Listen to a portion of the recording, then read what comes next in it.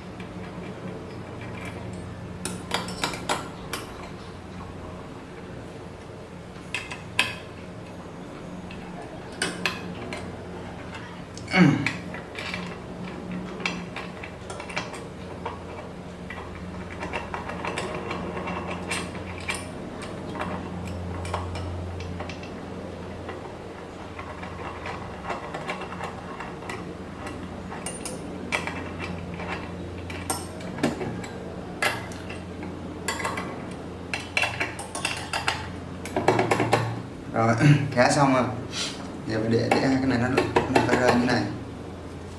Bây giờ mình sẽ là mình canh chuẩn, mình lấy một bên làm chuẩn. Ok, sẽ lấy bên này làm chuẩn, cây này làm chuẩn. Giờ mình sẽ dùng thước mình sẽ đo tuyệt chuẩn vào. mình siết và sơ lại bên dưới này.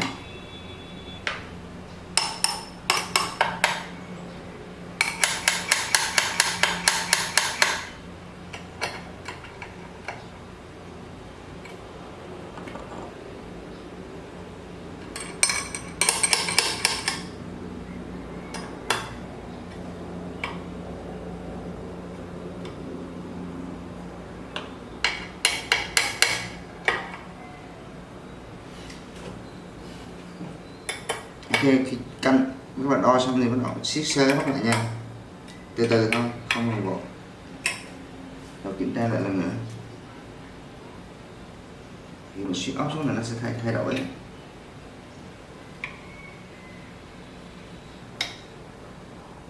Ok, thì khi mà nó ok rồi thì mình siết cứ hết một bên lại.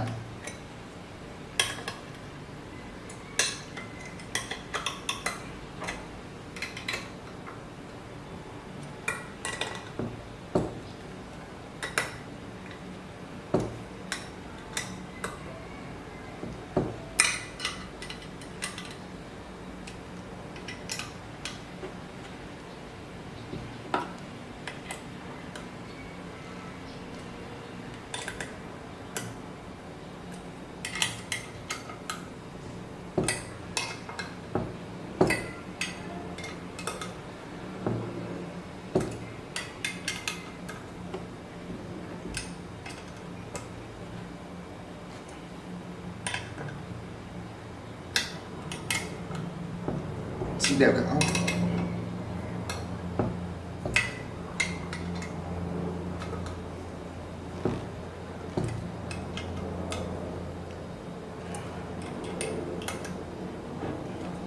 Rồi bây giờ cái này là chuẩn, thì cái này để tí xíu mình lắp sau.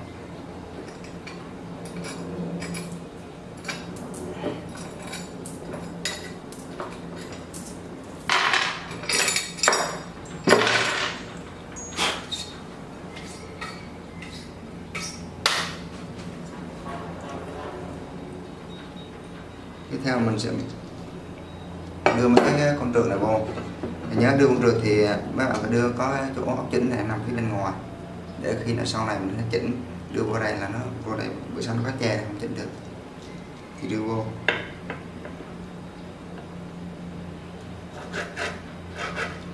Một bên 2 con đó. Như vậy thì cái nắp này cũng vậy, mình sẽ lắp bên này làm chuẩn. Rồi bên này làm chuẩn, cái bên này làm chuẩn trước nha. Rồi đưa cái này vô đây cho đỡ.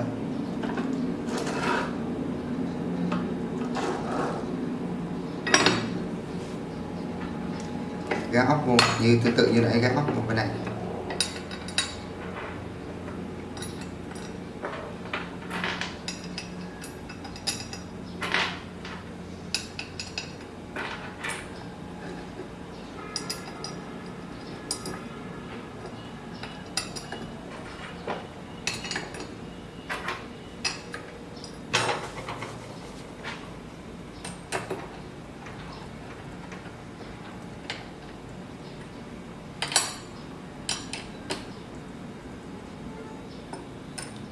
Bằng cá vô đó là tí xíu mình chỉnh sao mà mình rất là chặt.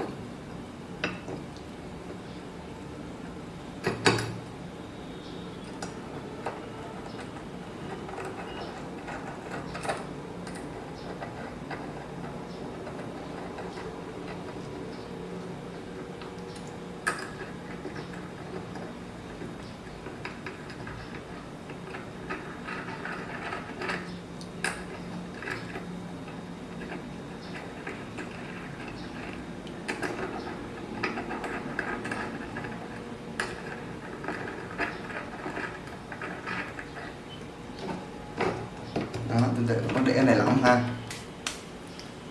Thì hồi nãy cái này chuẩn thì bên này mình làm chuẩn. Bên này làm chuẩn thì hạt lót này mình cũng đo từ đâu ra cái mép này. Đây hiện tại thì cái này gia công CNC là phẳng mặt luôn, thì mình cứ lấy phẳng mặt đó là mình siết lại thôi.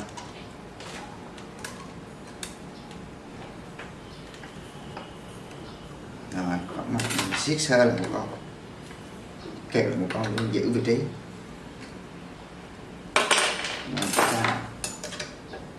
Rồi ok, thì tiếp theo con làm vậy.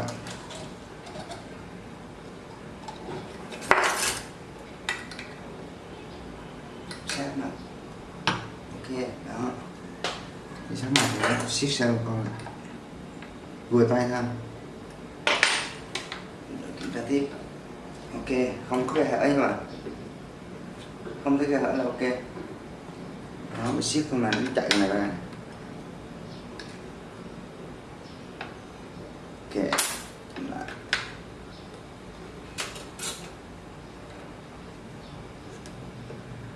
Ok, một bên.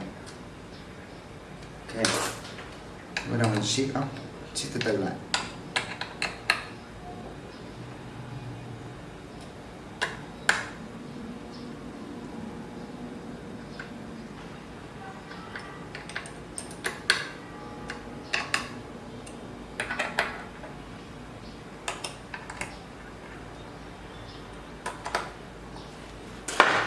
Rồi, kiểm tra lần nữa nó siết chặt nha. Ok. Rồi bây giờ mình sẽ siết chặt bên này lại. Siết cái block của bạn siết chéo góc và siết từ từ xuống.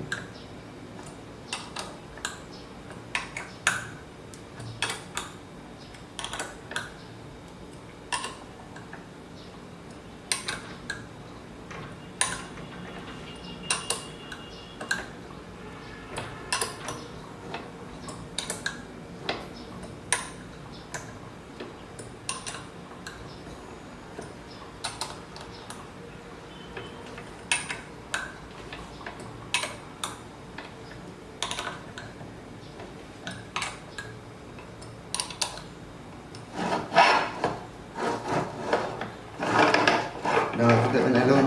Mình cũng lấy cái này làm chuẩn luôn.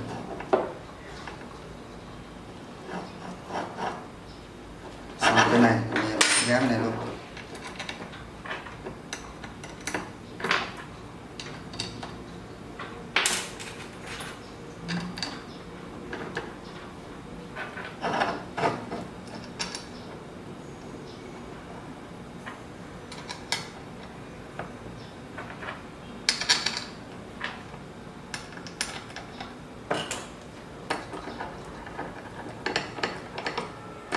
Gán thôi các bạn, đã vẫn không được ha. Cái gán vào đây thôi.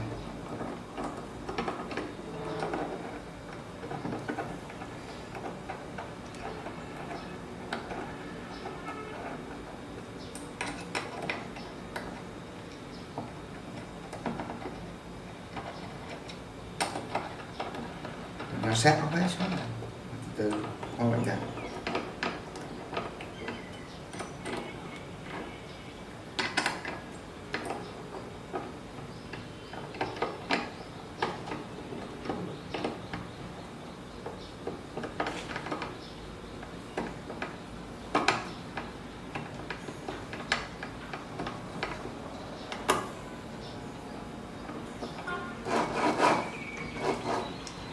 Bây giờ là các bạn này cái này là chuẩn là siết một con thôi, một con nhẹ xuống, đây một con và đây cũng một con, thì mình sẽ đẩy lên xuống cho cái này nó tự lựa vô hai cái này một thẳng một thẳng, đẩy lên xuống này nó từ đẩy lên xuống, mà khi mà thấy cái cây nó không rụt rịch đó thì bắt đầu là siết vào, ép con lại xuống.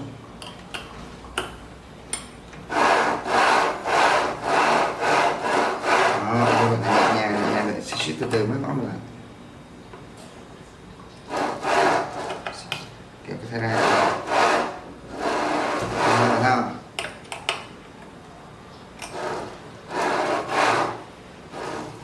Toàn bộ nó đi theo này hết, cái này tự nó được của nó thắng này.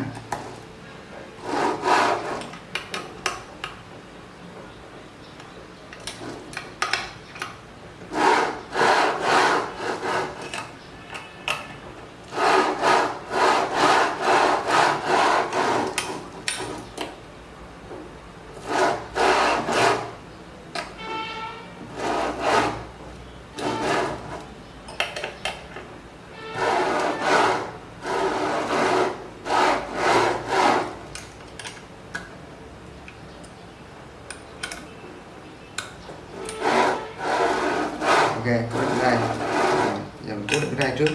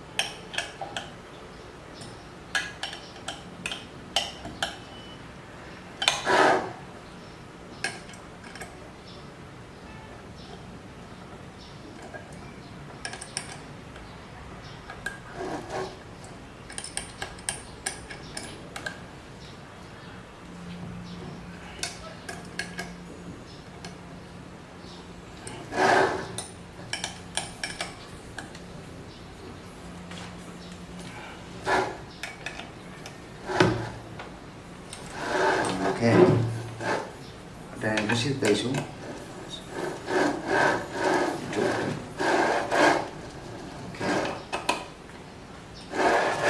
Ok.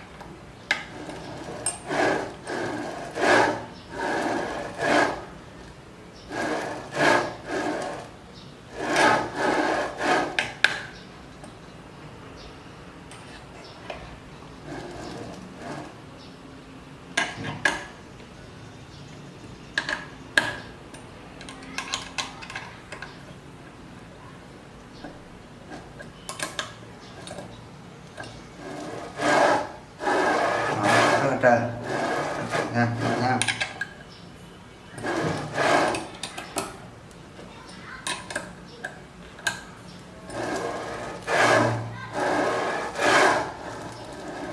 Ok ha. Đây, tiếp theo là cái này.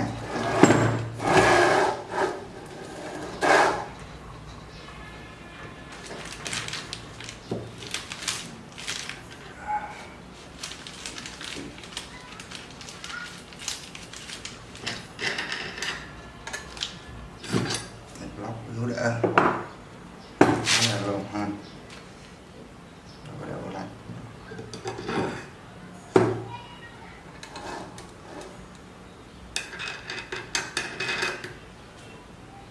Nhưng mà gấp tạm là mình chưa xí cái này ha. Tí xíu hoặc khi nào mình xí sau.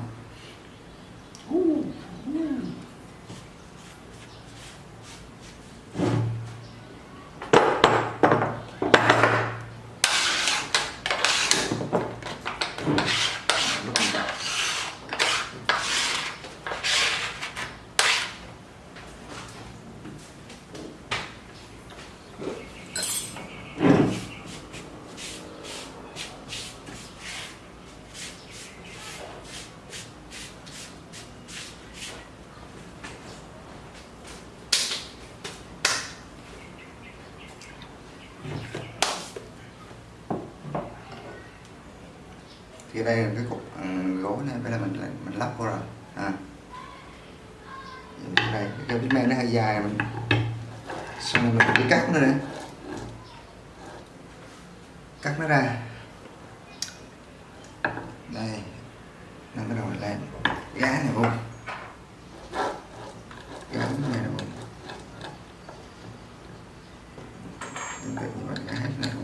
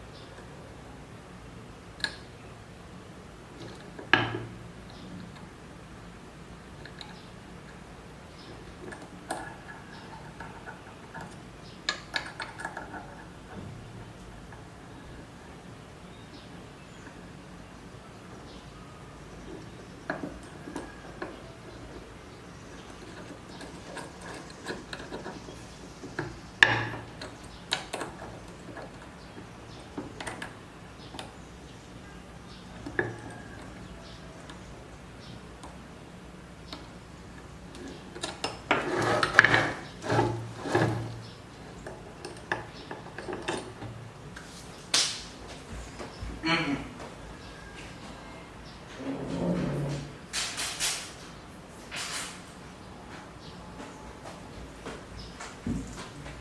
trước mắt mình sẽ lắp bằng hai ốc này ha,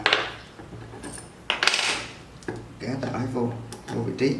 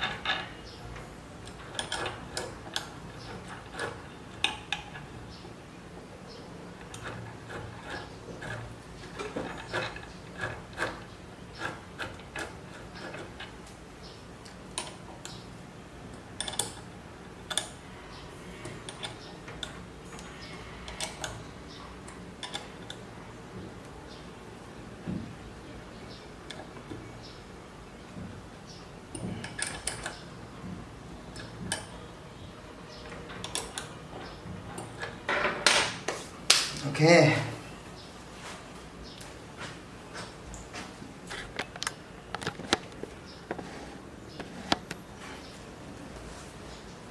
Rồi như vậy là sẽ lót rồi xong.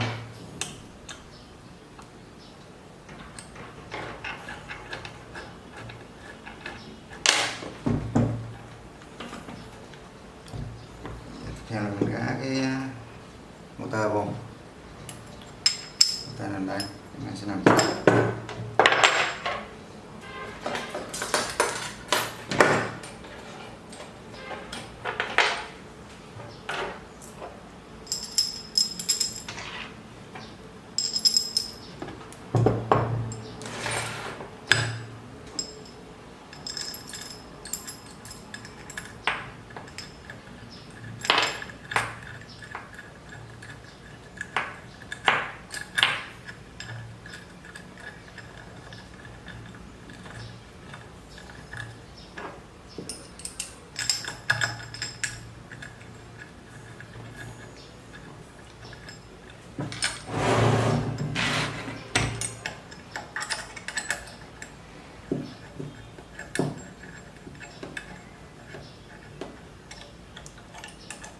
cái bát này cũng vậy mà.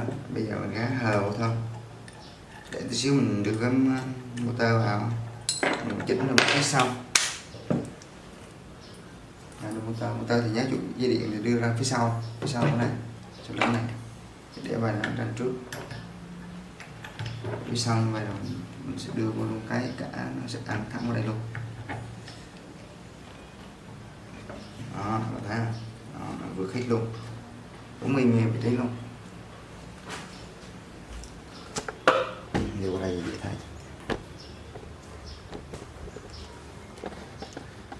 Đó, đây motor các bạn nhìn này, đây là vấn đề ra, bạn đưa cái này vào đây, thì cái này là một, đưa nó vừa. Cái motor nó có cái g ăn vô cái bát này, thành ra đi vô đó xoay, mình sẽ khóa lại cào kìa.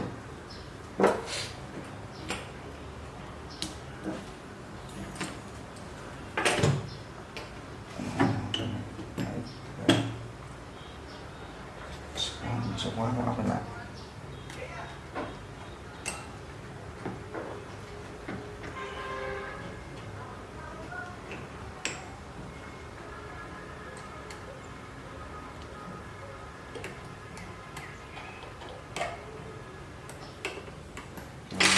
Rồi mình sẽ quay cái này á, mình bây giờ bắt đầu mình khống chế cái này lại. Đó, mình siết nhẹ tay thôi, quay nhẹ nhàng là ok. Ok, khá nhẹ là bây giờ mình sẽ cố định mình lên luôn để mình quay cho dễ thấy. Không được ngọt này.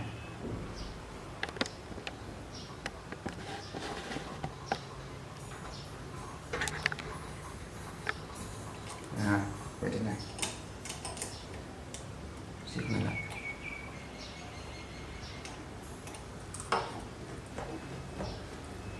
Thiết kế thì cái này thắt nhưng mà khi vô đây nó xiên, phải lựa theo cái